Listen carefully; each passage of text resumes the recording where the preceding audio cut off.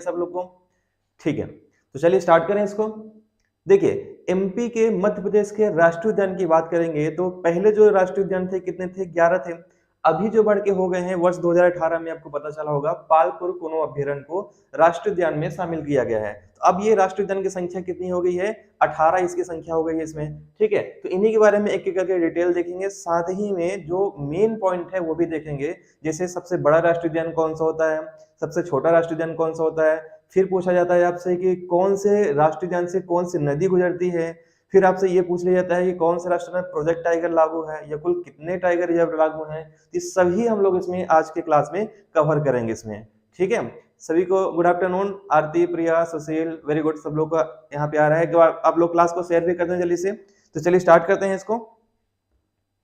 देखिए तो पहला पॉइंट इसमें आपको ध्यान रखना है, फर्स्ट पॉइंट है इसमें आपका, एक सेकंड थोड़ा सा रुक जाएगा आप लोग, 1 सेकंड,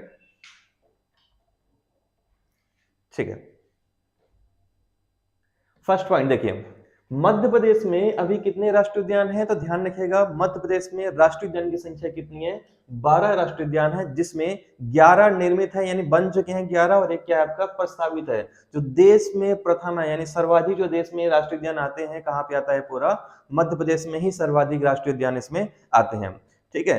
तो पहले पॉइंट तो आपको यह ध्यान रखना है इसमें, ठीक है। दूसरा पॉइंट आपको यह ध्यान रखना है कि राष्ट्रीय उद्यान और अभ्यारण्य में सबसे अधिक कौन सा पशु या कौन सा अधिक जानवर पाया जाता है। तो ध्यान रखिएगा मध्य प्रदेश में जो जानवर पाया जाता है, चीतल की संख्या सर्वाधिक है। सबसे अधिक कौन सा जानवर पाया जाता है, चीतल, और ये एग्जाम में व्यापम में पूछा जा चुका है क्वेश्चन। अगर आपने प्रीवियस ईयर क्वेश्चन पेपर लगाया होगा तो आपको पता होगा ये क्वेश्चन पूछा गया है, ठीक है। अगला क्वेश्चन, मध्य प्रदेश में सबसे बड़ा राष्ट्रीय उद्यान कौन सा है, तो सबसे बड़ा राष्ट्रीय उद्यान जो हो जाएगा कान्हा किसली। लेकिन अगर आपसे पूछ लिया जाए विभाजन से पूर्व मध्य प्रदेश का सबसे बड़ा राष्ट्रीय उद्यान कौन सा आएगा, तो विभाजन से पूर्व सबसे पहले कौन सा है आपका, संजय राष्ट्रीय उद्यान। लेकिन विभाजन के बाद कौन सा आ रहा है आपका, कान्हा किसली।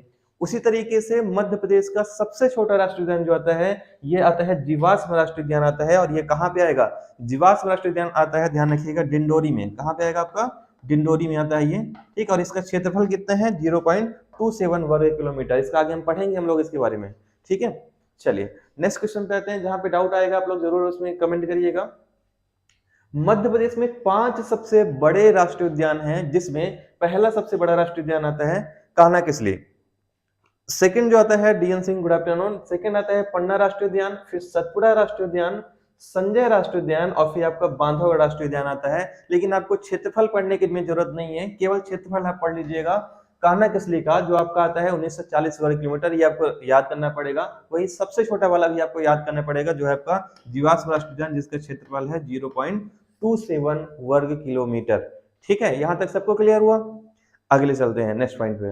अब एक एक करके राष्ट्रीय उद्यान हम लोग देखते हैं इसमें। तो पहला जो आएगा आपका कान्हा किसली राष्ट्रीय उद्यान आ जाएगा, ठीक है। ये बात करें तो सबसे पहले 1933 में ये एक अभ्यारण्य था, सेंचुरी था, और बाद में जो नेशनल पार्क बना है, कब बना है, ध्यान रखिएगा 1955 में ये नेशनल पार्क बना है। कब बना है ये, 1955। एक बार क्लास सभी लोग शेयर करते हैं जिनको भी क्लास अच्छी लग रही है।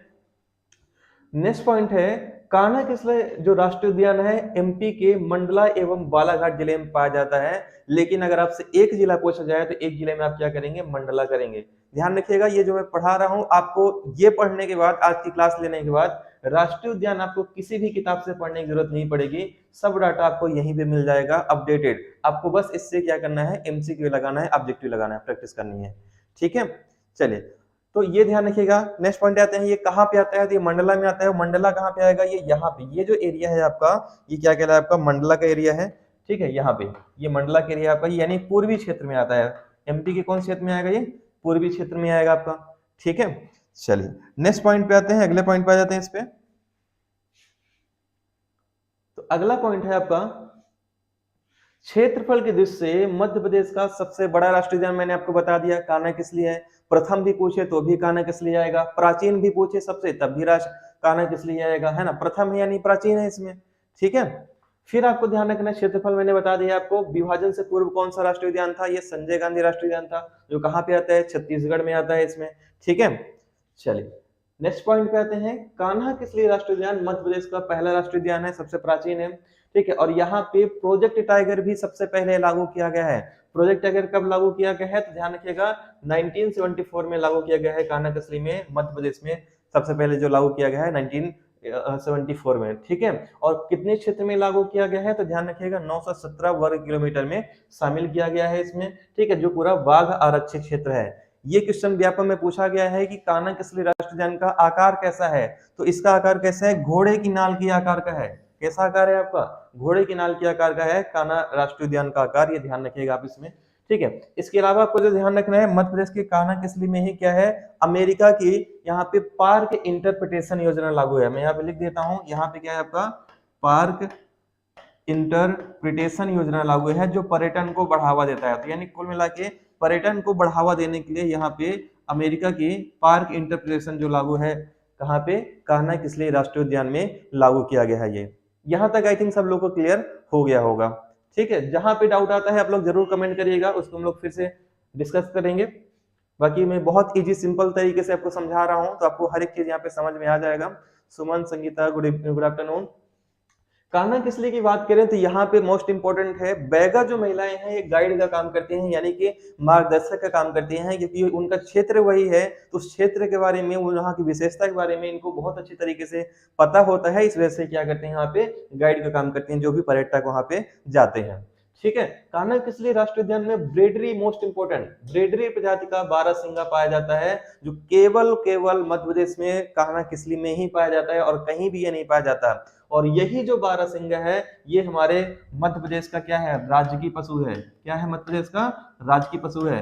और ये राजकीय पशु कब घोषित किया गया है, ये घोषित किया गया है 1 नवंबर 1981 को राष्ट्रीय पशु बारहसिंगा घोषित किया गया है। ध्यान रखिएगा, मोस्ट इंपोर्टेंट है आपका पॉइंट, ठीक है। नेक्स्ट पॉइंट आप देखिएगा इसमें, वेरी गुड, बहुत अच्छा। इसका good afternoon. Kanha tiger reserve जो है मार्च 2017 के अंतिम सप्ताह में भारत का पहला ऐसा टाइगर रिजर्व बना जिसने स्वयं अपना आधिकारिक रूप से एक शुभंकर जारी कर दिया, और शुभंकर का नाम क्या है, भूर सिंह। बहुत बार क्वेश्चन आया है और आने की संभावना है, पटवारी में भी किसी न किसी शिफ्ट में आ सकता है एग्जाम में, ठीक है। तो ये आपको ध्यान रखना है। इसमें पहला शुभंकर किसने जारी किया, कान्हा किसली राष्ट्रीय उद्यान ने, नाम क्या है इसका, भूर सिंह है, जो क्या है आपका बारहसिंगा है, ठीक है। और इसका जो ध्यान रखना है, इस शुभंकर के साथ एक व्यंग्य चित्रकार रोहन चक्रवर्ती हैं, जो भारत के वन जीव और पर्यावरण कार्टूनिस्ट हैं, ये भी आपको इसमें ध्यान रखना है, ठीक है। तो इनके बारे में थोड़ा सा रोहन चक्रवर्ती हो सकता है कम आए, लेकिन भूर सिंह के बारे में जरूर आपको ध्यान रखना है। मैस्कॉट यानी शुभंकर जारी करने वाला पहला राष्ट्रीय उद्यान कौन सा है, कान्हा किसली है, और उसका नाम क्या है, इसका नाम है भूर सिंह, ठीक है। चलिए, बहुत स्पीड में तो नहीं पढ़ रहा हूं मैं। नेक्स्ट पॉइंट पे आते हैं। कान्हा किसली राष्ट्रीय उद्यान नर्मदा नदी के 2 सहायक नदियां जो हैं, जिसका नाम है बंजर और हालोन, ध्यान रखिएगा, इसके बीच से बहती हैं। तो कान्हा किसली से कौन से 2 नदियां बहती हैं, एक है आपका बंजर, दूसरा नाम क्या है इसका, हालोन नदी है इसमें, ठीक है। कान्हा राष्ट्रीय उद्यान मध्य प्रदेश के यहाँ पे सुपर्ण नदी चट्टानों ढलान में बहती है, जो कि मैकल पहाड़ी द्वारा निर्मित होती है। 3 नदी याद रखना है, पहला आपको सुपर्ण नदी, दूसरा कौन सा है बंजर, तीसरा है आपको हालोन, ठीक है। यहाँ पे 4 सिंग वाला चौसिंगा, जिसे अंग्रेजी भाषा में 4 हॉर्न्ड एंटीलोप कहते हैं, एक छोटा भौसिंगा है, यह मृग की दुर्लभ प्रजाति है जो कान्हा राष्ट्रीय उद्यान में देखी जा सकती है, ठीक है। ये भी ध्यान रखना है आपको। फिर कान्हा राष्ट्रीय उद्यान जो है केंद्रीय भारतीय हाईलैंड का हिस्सा है, ये भी ध्यान रखना है। नेक्स्ट पॉइंट आते हैं, Bamni Dadar, most important point है आपका। बामनी दादर जो है ये कान्हा राष्ट्रीय उद्यान का सबसे ऊंचा स्थान है, और क्या है आपका सनसेट पॉइंट है, यानी कि सूर्यास्त पॉइंट है, कौन सा आपका बामनी दादर, जो कहां पे आता है, ये कान्हा किसली राष्ट्रीय उद्यान में ही आता है, और सबसे ऊंचा स्थान है इसका, ठीक है। इसे सूर्यास्त पॉइंट या सनसेट पॉइंट कहा जाता है, यहां से मनमोहक दृश्य दिखाई देता है सूर्यास्त का। चलिए नेक्स्ट पॉइंट पे आते हैं इस पे, ठीक है। इसका गुड आफ्टरनून। कान्हा राष्ट्रीय उद्यान के अंतर्गत बंजर घाटी और हेलो घाटी है, ठीक है, या हालो घाटी भी इसे कहते हैं, ये इसी के नाम से नदियां भी यहाँ पे बहती हैं। और यहाँ पे आपको ध्यान रखना है कि नेशनल ज्योग्राफिक उसके पुरस्कार विजेता लैंड ऑफ द टाइगर्स की शूटिंग भी जो की गई थी, कहाँ पे की गई थी, ये कान्हा किसली में ही किया गया था। क्लियर है यहाँ तक। कान्हा राष्ट्रीय उद्यान में अधिकतर जो है साल के पेड़ पाए जाते हैं, ये भी आपको में क्वेश्चन पूछा गया है कि यहाँ पे कौन सा पेड़ पाए जाते हैं, तो ये साल के पेड़ पाए जाते हैं। ध्यान रखिएगा, मैं जो कंटेंट आपको पढ़ा रहा हूँ आप किसी भी एक किताब में नहीं पाओगे, सभी किताबों का मिक्स में पढ़ा रहा हूँ और पूरा अपडेटेड पढ़ा रहा हूँ, आपको इसके बाद कोई भी किताब पढ़ने की जरूरत नहीं पड़ेगी, ठीक है। चलिए, बहुत ही इजी लैंग्वेज में टू द पॉइंट पढ़ा रहा हूँ इसमें। अगले पॉइंट पे आते हैं। अगला जो इंपॉर्टेंट राष्ट्रीय उद्यान है, इसका नाम क्या है, माधव राष्ट्रीय उद्यान, ठीक है। कहां पे आता है आपका, ये आता है शिवपुरी में आता है, ठीक है। इसके बाद बात करें ये कहाँ पे आता है, शिवपुरी में आता है। इसकी स्थापना 1958 में इसकी स्थापना हुई है। क्षेत्रफल 355 वर्ग किलोमीटर है, लेकिन क्षेत्रफल आपको याद करने की जरूरत नहीं है। याद करना है आपको कि यहाँ से कौन सा नेशनल पार्क, कौन सा राष्ट्रीय इसमें मार्ग गुजरता है, तो नेशनल हाईवे 3 जो है आपका माधव राष्ट्रीय उद्यान से ही गुजरता है, ये आपको याद करना है। ठीक है, और नदी कौन सी गुजरती है, तो मनिहार नदी। यहाँ से कौन सी नदी जाती है, तो मनिहार नदी जाती है। इसका जो आपका क्षेत्र है कौन सा आएगा, शिवपुरी का क्षेत्र जाता है यहाँ पे। ठीक है, ये जो क्षेत्र है आपका कौन सा है, शिवपुरी का है। यहीं पे क्या पाया जाएगा, माधव राष्ट्रीय उद्यान आएगा। ठीक है, चलिए नेक्स्ट पॉइंट पे आते हैं, अगले पॉइंट पे आ जाते हैं इस पे। तो अगला पॉइंट है इसमें, माधव राष्ट्रीय उद्यान को मूल रूप से ग्वालियर के महाराजा का शाही शिकार क्षेत्र रहा है। तो यह भी पूछा जाता है कि यह राष्ट्रीय उद्यान कौन से परिवार का शाही शिकार क्षेत्र रहा है, तो यह है आपका ग्वालियर के राजाओं का। ठीक है, यहाँ पे जॉर्ज कैसल भवन भी बना हुआ है इसी राष्ट्रीय उद्यान में, ये ध्यान रखना।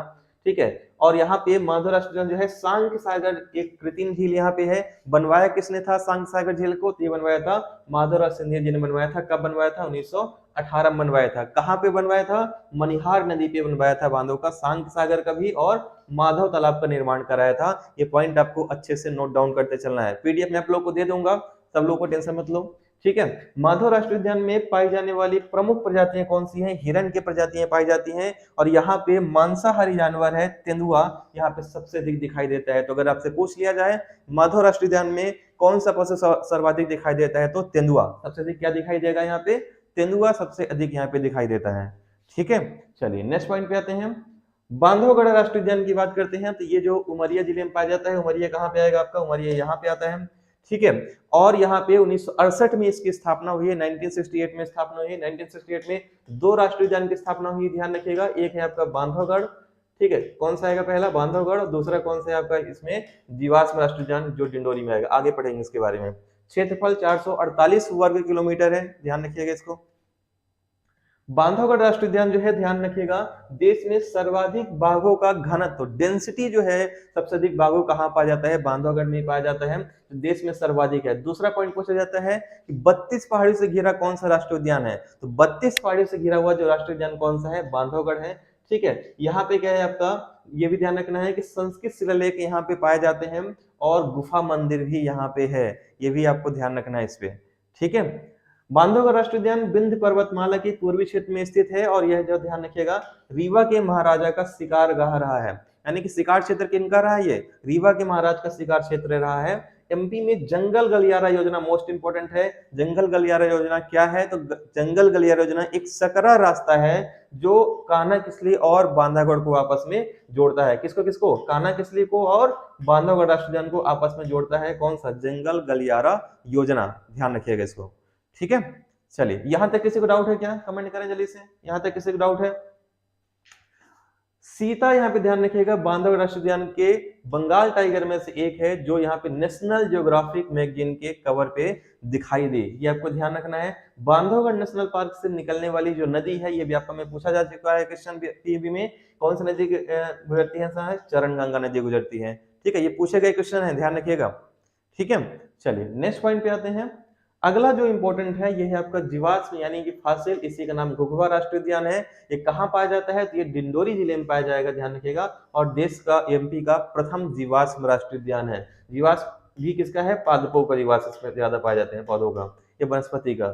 ठीक है, ये भारत के 4 जीवाश्म राष्ट्रीय उद्यानों में से एक है। ठीक है, फॉसिल जीवाश्म राष्ट्रीय उद्यान की स्थापना 1968 में की गई थी, जो यहाँ पे भूतल अवशेष यहाँ पे रखे जाते हैं। तो करेक्ट आंसर ये पूरा ध्यान रखिएगा, 1968 में, अभी मैंने बताया बांधवगढ़ का भी 1968 है और इसका भी क्या है, 1968 ही हो जाएगा। ठीक है, चलिए नेक्स्ट पॉइंट पे आते हैं, अगले पॉइंट पे आते हैं। क्षेत्रफल की दृष्टि से मध्य प्रदेश का सबसे छोटा राष्ट्रीय उद्यान कौन सा है, ये डिंडोरी है। इसका क्षेत्रफल 0.27 वर्ग किलोमीटर है, ये बता चुका हूं मैं आप लोग को। ठीक है, और यहाँ पे कई पादप जीवाश्म पाए जाते हैं। यहाँ पे ये ध्यान रखना है 40 से 50 मिलियन वर्ष पुराने जीवाश्म पाए जाते हैं। मोस्ट इंपोर्टेंट फैक्ट है, कितने पुराने यहाँ पे पुराने पादप हैं इसमें, जीवाश्म 40 से 150 मिलियन वर्ष पुराने हैं यहाँ पे। ठीक है, राष्ट्रीय जीवाश्म उद्यान घुघुआ के नाम से जाना जाता है और इसे घुघुआ फॉसिल पार्क भी कहते हैं। घुघुआ जीवाश्म राष्ट्रीय उद्यान प्रमुख स्थल है यहाँ का, यानी ध्यान रखिएगा इसका, कौन सा है आपका, जीवाश्म राष्ट्रीय उद्यान का। नेक्स्ट पॉइंट देखते हैं, यहाँ पे पौधे के जीवाश्म का राष्ट्रीय उद्यान है, यहाँ पे 6.5 करोड़ वर्ष पुराने पेड़ों की जीवाश्म अमूल्य धरोहर के रूप में मौजूद है, ये हम लोग पढ़ चुके हैं। ठीक है, यहाँ पे पादप तथा जंतुओं के भी जीवाश्म पाए जाते हैं, ये ध्यान रखिएगा। कहाँ पाया जाता है ये कान्हा किसली और बांधवगढ़ राष्ट्रीय उद्यान के बीच में पाया जाता है जीवाश्म पादप राष्ट्रीय उद्यान। ठीक है, नेक्स्ट पॉइंट, अगला इंपॉर्टेंट है आपका वन विहार राष्ट्रीय उद्यान। ठीक है, ये जो आपका है 1979 में ये स्थापित हुआ है। ठीक है, कहाँ पे आता है ये? मध्य प्रदेश की राजधानी भोपाल में ही आता है वन विहार राष्ट्रीय उद्यान। ठीक है, और ये जो एक अनोखा राष्ट्रीय उद्यान है जो आधुनिक चिड़ियाघर भी बन चुका है ये। ठीक है, 1983 में क्या है आपका स्थलीय वन प्राणी संरक्षण राष्ट्रीय उद्यान का दर्जा देकर इसे वन विहार नाम दिया गया है। तो वन विहार कब नाम दिया गया है? 1983 में नाम दिया है। स्थापित कब हुआ है? 1979 में स्थापित हुआ है। ठीक है, चलिए नेक्स्ट पॉइंट पे आते हैं। 1993-94 में केंद्रीय चिड़ियाघर प्राधिकरण द्वारा चिड़ियाघर के रूप में भी इसे मान्यता दिया गया, ध्यान रखिएगा ये।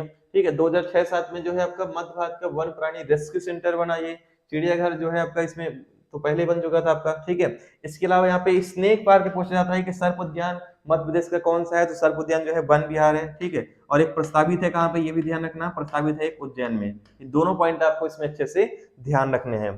ठीक है, मध्य प्रदेश सरकार द्वारा आम लोगों के दिल में वन प्राणियों के लिए स्नेह और जागरूकता फैलाने के लिए यहाँ पे वन प्राणियों को गोद लेने की योजना भी भोपाल के वन विहार में शुरू किया गया है। ये इंपॉर्टेंट है, ध्यान रखिएगा। ठीक है, चलिए नेक्स्ट पॉइंट पे आते हैं। वन विहार राष्ट्रीय उद्यान को प्रतिष्ठित आईएसओ अवार्ड प्रमाण पत्र भी मिल चुका है, जो ऐसा एकमात्र राष्ट्रीय उद्यान है भारत देश का जो कौन सा आपका वन विहार राष्ट्रीय उद्यान है, पहला राष्ट्रीय उद्यान है ऐसा। ठीक है, और ये भी ध्यान रखना कि ये एकमात्र ऐसा चिड़ियाघर है जिसकी देखरेख कौन करता है? वन विभाग करता है, जबकि अन्य चिड़ियाघर की देखरेख कौन करते हैं? स्थानीय नगर निगम करते हैं। तो ऐसा एकमात्र चिड़ियाघर ऐसा है जो कौन देखता है, इसकी देखभाल करेगा? वन विभाग। ठीक है, चलिए तो हम लोग कौन कौन से राष्ट्रीय उद्यान देख चुके हैं? हम लोग देख चुके हैं कान्हा किसली, हम लोग देख चुके हैं माधव राष्ट्रीय उद्यान, हम लोग देख चुके हैं बांधव राष्ट्रीय उद्यान, फिर हमने देखा जीवाश्म राष्ट्रीय उद्यान। ठीक है, और हमने अब देख लिया वन विहार। 5 खत्म हो गए आपके, है ना? केवल आपका 10 मिनट भी नहीं हुआ होगा आपका। ठीक है, तो 15 मिनट में आपका लगभग 15 से 20 मिनट में पूरे राष्ट्रीय उद्यान खत्म हो जाएंगे और पूरे टू द पॉइंट रहेंगे इसमें। ठीक है, इसके अलावा आपको कुछ भी पढ़ने की जरूरत नहीं है। संजय राष्ट्रीय उद्यान जो है आपका सीधी जिले में आता है और ये जो है 1981 में स्थापित है। 2008 में यहाँ पे प्रोजेक्ट टाइगर लागू किया गया है। ठीक है, हाँ, तो ध्यान रखिएगा यहाँ पे ये कब लागू किया है प्रोजेक्ट टाइगर? यहाँ पे 2008 में यहाँ पे लागू किया गया है।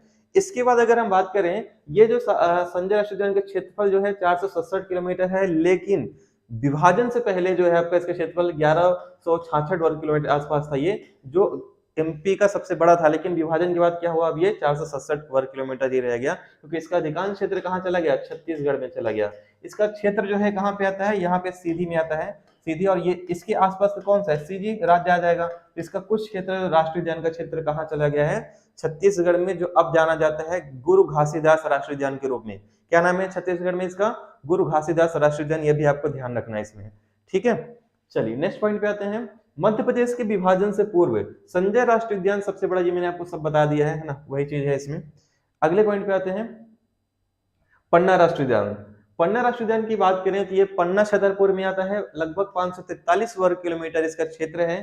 ठीक है, पन्ना राष्ट्रीय उद्यान की स्थापना 1981 में हुई थी और पन्ना राष्ट्रीय उद्यान को 1994 में प्रोजेक्ट टाइगर में शामिल किया गया है। तो ये भी ध्यान रखना, प्रोजेक्ट टाइगर में कब शामिल किया गया है? 1994 में। पन्ना कहाँ भी आता है? तो पन्ना छतरपुर जो आता है आपका ध्यान रखिएगा, यहाँ पे आ जाएगा। ठीक है, यानी कुछ बुंदेलखंड क्षेत्र में आता है ये पन्ना छतरपुर का क्षेत्र।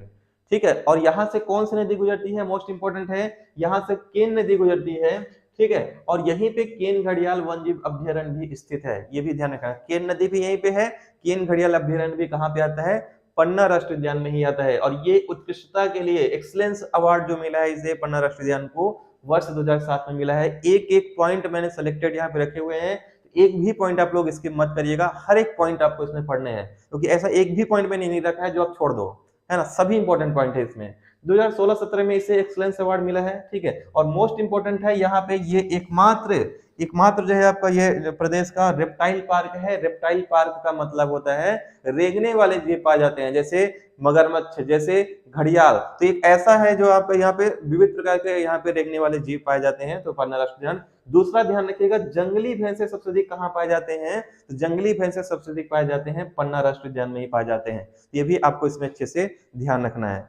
ठीक है, नेक्स्ट पॉइंट, सतपुड़ा राष्ट्रीय उद्यान की बात करते हैं। सतपुड़ा राष्ट्रीय उद्यान जो आता है होशंगाबाद में आता है और ये जो आता है आपका 1983 में स्थापित हुआ है। ध्यान रखिएगा होशंगाबाद कहाँ पे आएगा, होशंगाबाद ध्यान रखिएगा जो आता है ये आएगा, यहाँ पे होशंगाबाद है आपका। ठीक है, इसके बाद बात करें 1999 2000 में ये प्रोजेक्ट टाइगर में शामिल किया गया। ठीक है, और धूपगढ़ जो आता है जो मध्य प्रदेश की सबसे ऊंची चोटी है धूपगढ़, ये कहाँ पे आएगा, ये आपका इसी राष्ट्रीय उद्यान के अंतर्गत आता है। जो 1350 मीटर धूपगढ़ है ये भी आपका सतपुड़ा राष्ट्रीय उद्यान के अंतर्गत आता है। ध्यान रखिएगा आप लोग, यहाँ पे स्थापना में डाउट हो जाता है, कहीं कहीं किताब में 1981 लिखा हुआ है, 1981 नहीं होगा, यहाँ पे 1983 ही होगा इसकी स्थापना। ठीक है, ये ध्यान रखिएगा आप लोग। नेक्स्ट पॉइंट, इस राष्ट्रीय उद्यान में क्या इंपॉर्टेंट है यहाँ का, तो ध्यान रखिएगा इस राष्ट्रीय उद्यान में कृष्ण मृग की अधिकता है, यानी कि काले हिरन यहाँ पे ज्यादा पाए जाते हैं, लेकिन यहाँ पे सर्वाधिक नहीं पाए जाते। ध्यान रखिएगा यहाँ पे बहुतायत में है, लेकिन सर्वाधिक कहाँ पे आएगा, आगे हम पढ़ेंगे। पेंच राष्ट्रीय उद्यान में सर्वाधिक है, लेकिन बहुत रूप से यहाँ पे बहुतायत में पाए जाते हैं। ठीक है, सर्वाधिक संख्या के रूप में पूछा जाए तो पेंच राष्ट्रीय उद्यान आएगा। ठीक है, काला हिरन यहाँ का विशेष आकर्षण है। ठीक है, इसके अलावा आपका इंडियन बाइसन जिसे गौर के नाम से जाना जाता है, ये ऐसा एक जानवर है, पक्षी, गौर पक्षी नहीं है यहाँ पे गौर जानवर की बात की जा रही है इंडियन बाइसन की, जो शेरों से भी नहीं डरता है। ठीक है, जो बाघों से भी इसमें नहीं डरता है, ऐसा जानवर है ये। तो इंडियन बाइसन कहाँ पे पाया जाता है, सतपुड़ा राष्ट्रीय उद्यान में पाया जाता है, ध्यान रखिएगा इसमें। ठीक है, इसके अलावा सतपुड़ा राष्ट्रीय उद्यान हाथी, डोंगी, नाव, जीप और चलने की सफारी भी प्रदान कर, स्वतंत्र रूप से चलने की आपको यहाँ पे सुरक्षा प्रदान करता है, सुविधा प्रदान करता है। नेक्स्ट पॉइंट, नर्मदा नदी के दक्षिण में सतपुड़ा राष्ट्रीय उद्यान आता है और यहाँ पे मढ़ई में मोस्ट इंपोर्टेंट है, मढ़ई पर्यटन स्थल सतपुड़ा राष्ट्रीय उद्यान के अंतर्गत ही आता है। ठीक है, नेक्स्ट पॉइंट, सतपुड़ा राष्ट्रीय उद्यान पचमढ़ी बायोस्फीयर रिजर्व में शामिल है, यानी पचमढ़ी जो बायोस्फीयर रिजर्व है वो भी किसके अंतर्गत आता है, आपका ये सतपुड़ा के अंतर्गत आता है। सतपुड़ा राष्ट्रीय उद्यान के बीचों बीच मोस्ट इंपोर्टेंट कौन सी नदी बहती है, तो इसके बीच जो बहती है सतपुड़ा राष्ट्रीय उद्यान से देवना नदी बहती है, ये भी आपको ध्यान रखना है। और एकमात्र ऐसा टाइगर रिजर्व है जहां पे नेचुरल रूप से चलने की आजादी है, यानी कि हर राष्ट्रीय उद्यान में आप नेचुरल रूप से नहीं चल सकते, वहां प्रतिबंधित रहता है, जानवरों का खतरा रहता है, लेकिन एक ऐसा राष्ट्रीय उद्यान केवल है यहाँ पे मध्य प्रदेश का जहाँ पे आप प्राकृतिक रूप से चल सकते हैं। तो ये आपको ध्यान रखना है इसमें। ठीक है, यहाँ तक कोई डाउट किसी को, कमेंट करें जल्दी से, किसी को भी कोई डाउट है यहाँ तक। नेक्स्ट पॉइंट पे आते हैं, पेंच राष्ट्रीय उद्यान जो सिवनी और छिंदवाड़ा जिले में आता है ये। ठीक है, 1977 में जो है आपका ये स्थापित हुआ था, लेकिन अगर राष्ट्रीय उद्यान के बारे में पूछा जाए तो राष्ट्रीय उद्यान बना है 1983 में बना हुआ है। ठीक है, इसमें टोटल क्षेत्रफल 449 किलोमीटर है, वर्ग किलोमीटर है, लेकिन जो राष्ट्रीय उद्यान है ये केवल 292 क्षेत्रफल में फैला हुआ है और 118 जो है आपका इसमें पेंच राष्ट्रीय उद्यान आता है। इसका नवीन नाम की बात करें, नया नाम क्या है इसका, तो ध्यान रखिएगा पहली बात तो नया नाम जो है इंदिरा गांधी प्रियदर्शनी पार्क इसका नया नाम है। लेकिन आप कंफ्यूज मत होना, अगर इंदिरा गांधी राष्ट्रीय उद्यान आता है तो ये तमिलनाडु आएगा, तो इंदिरा गांधी प्रियदर्शनी पार्क है तभी पेंच का होगा। इंदिरा गांधी प्रियदर्शनी पार्क आपका कहाँ पे आएगा, ये आपका पेंच राष्ट्रीय उद्यान आ जाएगा आपका, और इंदिरा गांधी राष्ट्रीय उद्यान कहाँ पे आता है, तमिलनाडु में। ठीक है, और ये कहाँ पे आएगा, सिवनी छिंदवाड़ा में, दोनों ध्यान रखिएगा पॉइंट। प्रोजेक्ट टाइगर कब लागू हुआ है, प्रोजेक्ट टाइगर लागू हुआ है 1993 में, यहाँ पे प्रोजेक्ट टाइगर लागू किया गया है। और पेंच राष्ट्रीय उद्यान का नाम इसे दो भागों में बांटने वाली पेंच नदी के नाम पे हुआ है। पेंच नदी इस राष्ट्रीय उद्यान को सिवनी और छिंदवाड़ा इन दो जिलों के बीचों बीच विभाजित कर देती है। यह नदी उद्यान के उत्तर से दक्षिण दिशा की ओर बहती है। तो कौन सी नदी यहाँ से गुजरती है, पेंच नदी गुजरती है, ध्यान रखिएगा। नेक्स्ट पॉइंट, वर्ष 2002 में पेंच राष्ट्रीय उद्यान एवं पेंच अभ्यारण्य का नाम क्रमशः इंदिरा गांधी पेंच राष्ट्रीय उद्यान एवं पेंच मोगली अभ्यारण्य रखा गया है। तो नाम कब बदला है ये भी ध्यान रखिएगा, नाम बदला है आपका वर्ष 2002 में बदला है। पेंच राष्ट्रीय उद्यान मोगली की असली भूमि और रुडयार्ड किपलिंग की प्रसिद्ध पुस्तक जो है जंगल बुक का क्षेत्र रहा है ना। जंगल जंगल बात पता चली, आप लोग ये सुने होंगे है ना, कविता सुने होंगे। तो ये जो है आपका मोगली जो प्रसिद्ध आपका एक कैरेक्टर है, उसका प्रमुख प्रेरक जो आपका क्षेत्र है कौन सा, आपका ये पेंच राष्ट्रीय उद्यान ही है। यानी मोगली लैंड कहाँ पे पाया जाता है, अब ये भी पूछेगा अगर आपसे आता है, तो मोगली लैंड क्वेश्चन अगर पूछा जाता है तो ये भी कहाँ पे आएगा, पेंच राष्ट्रीय उद्यान में आएगा। ठीक है, मोस्ट इंपोर्टेंट है। मोगली लैंड के बारे में मैंने एक वीडियो भी बनाया है अपने चैनल पे, है ना, आप उसको देखिएगा तो वहां से और भी ज्यादा जानकारी मिल जाएगी। अकेले मोगली लैंड के बारे में ही मैंने 15 से 20 मिनट के बारे में बताया है। ठीक है, चलिए, पेंच राष्ट्रीय उद्यान में मोगली लैंड क्षेत्र एवं वाटर राफ्टिंग की सुविधा है यहाँ पे, ये भी ध्यान रखिएगा।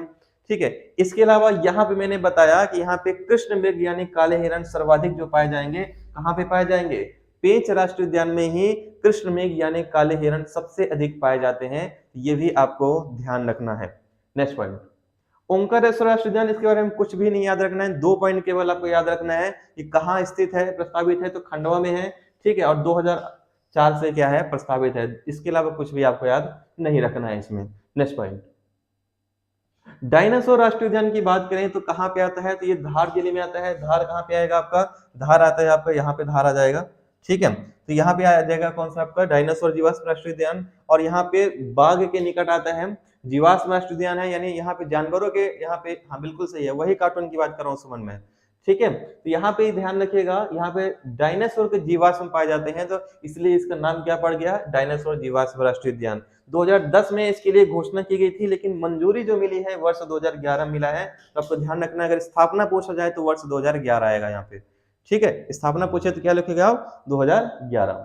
नेक्स्ट पॉइंट की बात करें, डायनासोर जीवाश्म राष्ट्रीय उद्यान। डायनासोर जीवाश्म राष्ट्रीय उद्यान जो है कितने वर्ष पुराने जीवाश्म पाए जाते हैं, तो 6.5 करोड़ वर्ष पुराने डायनासोर के जीवाश्म पाए गए हैं। और इसी को सुरक्षित रखने के लिए, इसी को एक पर्यटन का केंद्र बनाने के लिए यहाँ पे एक म्यूजियम की भी स्थापना की गई है, जो आपका यहीं धार में किया गया है। इसमें डायनासोर के डमी रखे जाएंगे और बहुत सारे खिलौने भी रखे जाएंगे, जो वहाँ पे बच्चों के लिए ज्यादा ये आकर्षक रहेगा, ठीक है। डायनासोर जीवाश्म राष्ट्रीय उद्यान, डायनासोर के घोंसले संरक्षित किए जाएंगे, और इसके अलावा करोड़ों वर्ष पुराने पत्थरों से निर्मित हथियार व समुद्री जीवों की जीवाश्म भी संग्रहित होंगे, तो ये ध्यान रखिएगा इसमें, ठीक है।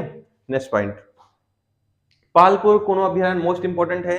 पालपुर कुनो अभ्यारण्य श्योपुर में आता है, और 2018 में ये राष्ट्रीय उद्यान के रूप में घोषित किया गया, क्योंकि पहले क्या था, अभ्यारण्य था। कहाँ पे आता है, श्योपुर मुरैना में आएगा ये, ठीक है। और यह जो राष्ट्रीय उद्यान है, ध्यान रखिएगा, 413 वर्ग किलोमीटर में ये फैला हुआ है।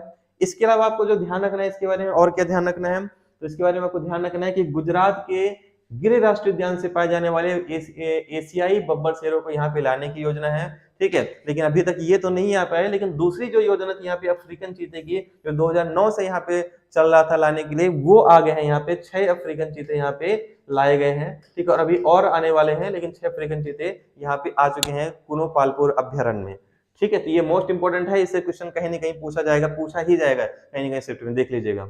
कुनो नदी जो है इस राष्ट्रीय उद्यान से गुजरती है, इसलिए इसका नाम क्या पड़ गया, कुनो पालपुर अभ्यारण्य राष्ट्रीय उद्यान पड़ गया। यहां तक सबको क्लियर है। अगले पॉइंट पे आते हैं, कुछ इंपॉर्टेंट पॉइंट है। ये पूरे राष्ट्रीय उद्यान खत्म हो गए आपके। अब कुछ प्रोजेक्ट टाइगर के बारे में देख लेते हैं कि प्रोजेक्ट टाइगर के जनक कौन कहलाते हैं। बार बार क्वेश्चन पूछा जाता है, तो गेनी मेनफोर्ड जो है ये प्रोजेक्ट टाइगर के जनक है। लेकिन भारत में अगर बात किया जाए तो भारत में कैलाश सांखिलो जो है ये प्रोजेक्ट टाइगर के जनक कहे जाएंगे। भारत सरकार ने बाघों को संरक्षित करने के लिए प्रोजेक्ट टाइगर कार्यक्रम शुरू किया है। 1 अप्रैल 1973 में लागू किया है, जिसमें पहला जो प्रोजेक्ट टाइगर लागू किया है 1973 में जो लागू है आपका, इसमें एमपी में बात करें तो 1974 में लागू हुआ है। किस में लागू है, ये कान्हा किस्ली में लागू हुआ है। लेकिन भारत में जो लागू है, कब लागू हुआ है, 1 अप्रैल 1973 में। तो 9 राष्ट्रीय उद्यान में से एक जो है अपना कौन सा है, कान्हा किस्ली राष्ट्रीय उद्यान है। ये भी आपको ध्यान रखना है, ठीक है। 1974 में कौन सा है, कान्हा किस्ली। इसके अलावा ध्यान रखिएगा, भारत में टोटल 7 राष्ट्रीय उद्यान है जहां पे प्रोजेक्ट टाइगर लागू है। वो 7 कौन से हैं ये भी आगे हम पढ़ेंगे। टोटल 10% क्षेत्र में टाइगर रिजर्व एमपी में है। भारत का कितने परसेंट है, 10% प्रोजेक्ट टाइगर में। जैसे कान्हा किस्ली हो गया आपका, पेंच हो गया, बांधवगढ़, पन्ना, सतपुड़ा, संजय, ये पूरी लिस्ट ही मैंने यहाँ पे बता दी है। आप लोग इसको पूरा पीडीएफ में स्क्रीनशॉट ले सकते हैं, है ना। ये फिर आपको पीडीएफ मिल ही जाएगा। और एक अभ्यारण्य जो है कौन सा है, तो अभ्यारण्य हो जाएगा रातापानी। तो टोटल कितने प्रोजेक्ट टाइगर हो गए, टोटल कितने हैं, 7 प्रोजेक्ट टाइगर हो गए जो एमपी में स्थित हैं इसमें, ठीक है। नेक्स्ट पॉइंट करते हैं, फिर खत्म करते हैं यहाँ पे। व्हाइट टाइगर जो आपका सफारी मुकुंदपुर, ये भी आपका आता है जो सतना जिले के मुकुंदपुर में आता है। अब इसकी पहली व्हाइट टाइगर सफारी है जहाँ पे आपका ये लोकार्पण किया गया है। मार्तन सिंह जोदेव के नाम पे इसकी घोषणा की थी शिवराज सिंह चौहान जी ने वर्ष 2016 में, ठीक है। 1915 में ये इसलिए इंपॉर्टेंट है क्योंकि यहीं पे 1915 में पहली बार सफेद बाघ विंध्य क्षेत्र में देखा गया था। हालांकि इस दुर्लभ नस्ल के बाघ वर्ष 2019 में मृत्यु भी हो गई थी। 1915 में देखा गया था, लेकिन 5 साल बाद इसकी क्या हुई थी, मृत्यु हो गई थी इसमें। मध्य प्रदेश का रीवा जिला प्रदेश का एकमात्र ऐसा जिला है जहां पे सफेद शेर बाघ पाए जाते हैं। और 1951 में मोहन नामक एक सफेद बाघ शावक को रीवा के महाराजा मार्तन सिंह ने पकड़ा था। बाद में यही शावक दुनिया भर के सभी ज्ञात बाघ, सफेद बाघों के प्रजनन का कारण भी बना था। तो ये मोस्ट इंपोर्टेंट है। मोहन नामक जो बाघ सफेद शेर है कहाँ पाया गया था, विंध्य क्षेत्र में, ठीक है। ये सारे पॉइंट आपको इसमें अच्छे से ध्यान रखने हैं। फिर बाघ की बात करें, बाघ जनगणना की बात करें तो ये 29 जुलाई को हमेशा बाघ दिवस मनाया जाता है। ठीक है, 2010 में सेंट पीटर्सबर्ग टाइगर समिति के समय पे इसकी शुरुआत की गई थी। ठीक है, गणना की, और यहाँ पे ध्यान रखिएगा 70% बाघ पूरे विश्व का जो कहाँ पाए जाते हैं, भारत में पाए जाते हैं। और यहाँ पे टोटल भारत में बाघों की संख्या कितनी है, 2967 है। और एमपी में कितने बाघ पाए जाते हैं, एमपी में 526 बाघ पाए जाते हैं, जो पूरे देश में सर्वाधिक है। वहीं दूसरे रैंक पे कौन आता है, 524 बाघ के साथ ये कर्नाटक जो है आपका दूसरे रैंक पे आ जाता है बाघों में। ये भी आपको इसमें अच्छे से ध्यान रखना है। ठीक है, तीसरे पे कौन आएगा, तीसरे पे उत्तराखंड आ जाएगा। ठीक है, तो उम्मीद करता हूँ ये आप लोग को क्लास पसंद आई होगी, क्योंकि यहाँ पे राष्ट्रीय उद्यान के हमने सारे फैक्ट यहाँ पे क्लियर किए हैं, सारे पॉइंट आपको, अगर ये अच्छे से आप लोग वीडियो देख लेते हैं, एक बार और देख लीजिएगा आप लोग, तो आपको किसी भी किताब से पढ़ने की जरूरत नहीं पड़ेगी, आपको केवल यहाँ पे एमसीक्यू लगाने हैं, ऑब्जेक्टिव लगाने हैं। तो उम्मीद करता हूँ आपको पसंद आया होगा। और यहाँ पे आप लोग हमारा ऐप भी डाउनलोड कर सकते हैं, आदर्श आईएएस एकेडमी का ऐप प्ले स्टोर में डाउनलोड कर सकते हैं। पटवारी के अगर आपको टेस्ट सीरीज चाहिए तो केवल 300 रुपए में टेस्ट सीरीज आपको कंप्लीट टेस्ट सीरीज मिल जाएगा। ठीक है, जिसमें 200 प्लस टेस्ट सीरीज रहेंगे। वहीं एमपीपीएससी का और एसएससी का भी टेस्ट सीरीज आपको यहाँ पे अवेलेबल है। ठीक है, तो डाउनलोड कर लीजिएगा आदर्श आईएएस एकेडमी ऐप, और टेस्ट सीरीज भी ज्वाइन कर सकते हैं। तो मिलते हैं इसी तरह के नए वीडियो में, तब तक के लिए धन्यवाद। प्लीज अगर वीडियो सही लगा हो, आपको अच्छा लगा हो, तो इसको ज्यादा से ज्यादा आप लोग शेयर करिएगा, सबके स्टेटस में देखना चाहिए वीडियो। ठीक है, थैंक यू सो मच, जय हिंद।